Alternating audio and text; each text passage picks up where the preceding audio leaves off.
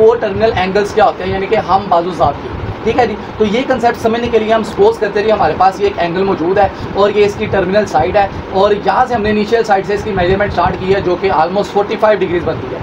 अब ये इसकी जो है ना वो टर्मिनल साइड है हमारे पास एंगल की, और ये है जी इसकी इनिशियल साइड के इनिशियल आर्म। अब अगर इस हम टर्मिनल साइड को मज़ीद इस तरह से रोटेट करवा के और रोटेट करवाने के बाद वापस यहाँ पे ले आए, तो इट मीन्स कि हमारे पास ये कुछ इस तरह की कंडीशन बन जाती है कि एंगल की जो इनिशियल साइड है वो तो हम यही लेंगे, लेकिन टर्मिनल साइड जो है वो अगर हमने कंसीडर की होती है तो वो दोबारा जहाँ से स्टार्ट किया था हमने इसकी रोटेशन, वो वापस यहाँ पे पहुँच जाता है। इट मीन्स कि यहाँ पे कुछ एंगल तो ऑलरेडी मौजूद था जो कि 45 डिग्रीज था, ठीक हो गया जी। और हमने क्या किया, इसकी वन रोटेशन जो है वो मज़ीद ऐड कर दी है यहाँ पे। तो जब इसकी एक मज़ीद रोटेशन ऐड कर दी जाएगी, इट मीन्स ये बन जाएगा 360 डिग्रीज इसमें ऐड होने के बाद, जो कि हमारे पास बनता है 405 डिग्रीज, ठीक है जी।